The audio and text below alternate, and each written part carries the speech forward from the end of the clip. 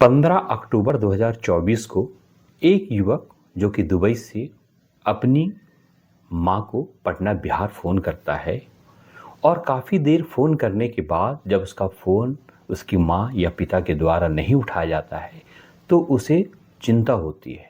वो अपने घर के सामने जानकी अपार्टमेंट के गार्ड राम प्यारे को फ़ोन करता है और बोलता है कि मैं काफ़ी देर से फ़ोन कर रहा हूँ पर मेरी माँ और मेरे पिता के द्वारा मेरा फ़ोन नहीं उठाया जा रहा है, जाकर थोड़ा देख तो लो। राम मोहन एक किराएदार के साथ जैसे ही फर्स्ट फ्लोर पहुंचता है तो देखता है कि दरवाज़ा खुला होता है और जैसे ही वह घर के अंदर जाता है तो उसकी चीखें निकल जाती हैं। वह घबरा जाता है क्योंकि बेड पे श्रीवास्तव जी की लाश पड़ी होती है और किचन में उसकी पत्नी सुजाता की लाश लथपथ खून से पड़ी होती है। यह देखकर दोनों घबरा जाते हैं और तुरंत इसकी सूचना पुलिस को देते हैं। आदाब, सत श्री अकाल, नमस्कार दोस्तों, मेरा नाम है इकबाल खान। दोस्तों, आज की यह सच्ची घटना बिहार के पटना की है। पुलिस जब मौके पे पहुंचती तो देखती कि बेडरूम के बेड पे एक पुरुष का शव पड़ा हुआ है जिनका नाम एनके श्रीवास्तव था। उम्र 71 साल होती है। उनके सीने में चाकू मारकर उनकी हत्या की गई होती है, जबकि उनकी पत्नी सुजाता जिसकी उम्र 61 साल होती है उनका गला काटकर हत्या की गई होती है। उनके हाथ में कोई जेवर भी नहीं होते तो पुलिस को लगता है चोरी का मामला है। पुलिस इस एंगल में भी काम करती है कहीं ये सुसाइड का भी तो मामला नहीं है, तो पर उस घर से कोई भी सुसाइड नोट नहीं मिलता है। पुलिस अब हर तरीके से इसकी जांच करती है।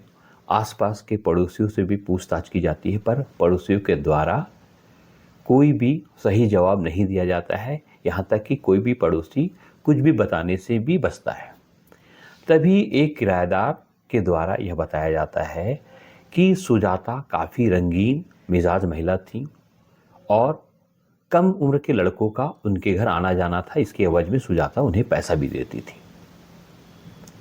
उसने यह भी बताया कि उसे भी कई बार ऑफर मिला था पर वह परिवार वाला है इसलिए वह इस चीज़ों से बचता रहा है।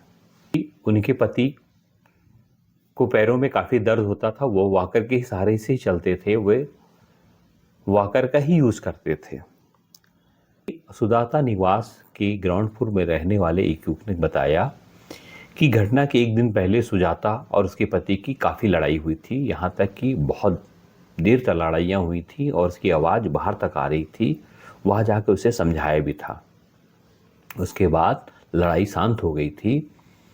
पुलिस अब हर एंगल से जांच कर रही होती पर पुलिस को अभी भी इस डबल मर्डर के बारे में कोई क्लू नहीं मिल रहा था। उसे यह ब्लाइंड मर्डर लग रहा था। पता ही नहीं चल रहा था कि इसके पीछे हत्यारे का क्या मकसद है। पुलिस ने जब आसपास के सीसीटीवी कैमरे के फुटेज को खंगाला तो उस फुटेज ऐसा मिला कि उसमें यह दिख रहा था कि सुजाता के घर से एक व्यक्ति बाइक लेकर निकल रहा है, पर उसमें यह स्पष्ट नहीं हो पा रहा है कि वह व्यक्ति कौन है क्योंकि उससे चेहरा उसमें दिख नहीं रहा था। पुलिस दूसरे सीसी कैमरे को देखती है तो उसमें उस बाइक के नंबर प्लेट के बारे में पता चलता है। वह नंबर गाड़ी जो बाइक होती है अमित की होती है। पुलिस ने अमित को उसके किराना दुकान से गिरफ्तार कर लिया। उसके घर की तलाशी ली गई तो वह शर्ट मिला जो उसने हत्या के टाइम पहना हुआ था, उसमें खून के छींटे दिख रहे थे। पुलिस उससे पूछताछ की तो वह गुमराह करता रहा। जब उससे सख्ती की गई तो वह टूट गया और उसने अपना अपराध कबूल कर लिया। उसने बताया कि सुजाता ने उसे घटना वाले दिन 7:30 बजे फ़ोन करके बुलाया था। वह लगभग 10:30 बजे जब पहुंचता है, फिर अमित और सुजाता के बीच रंगरेलियां शुरू हो जाती हैं।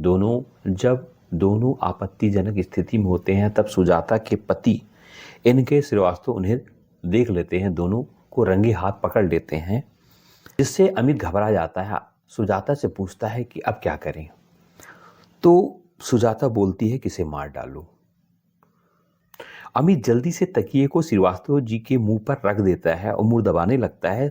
सुजाता चाकू अपने पति के सीने में उतार देती है, जिससे मौके पे ही मौत हो जाती है।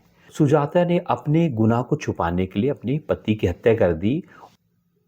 अमित यह देखकर डर जाता है। अमित को लगता है कि अब भेद खुल जाएगा, जैसे ही सुजाता किचन को और चाकू धोने के लिए बढ़ती है, अमित सुजाता का मुंह हाथों से दबा लेता है और चाकू से उसके गले को काट देता है और पास ही रखे मूसल से सुजाता के सिर पर वार करता है, जिससे सुजाता फर्श पे गिर जाती है और उसकी मौके पे मौत हो जाती है। अमित सुजाता के हाथों से चूड़ियाँ और कुछ ज्वेलरी निकाल लेता है ताकि लोगों को लगे कि यह चोरी का मामला है। पुलिस गिरफ्तार कर उसे जेल भेज देती है। अमित के ससुर ने बताया कि अमित ने अपनी बहन की शादी के समय 20 लाख रुपए लोन लिया था। चूंकि उस समय उसकी दुकान भी चल रही थी, अभी दुकान भी मंदी थी, पता नहीं कैसे वह सुजाता के चुंगल में फंस गया, क्योंकि अमित की उम्र 31 साल है जबकि सुजाता 61 साल की थी। अगर कहानी पसंद आए तो इसे लाइक, शेयर एंड सब्सक्राइब करें। जय हिंद, जय भारत।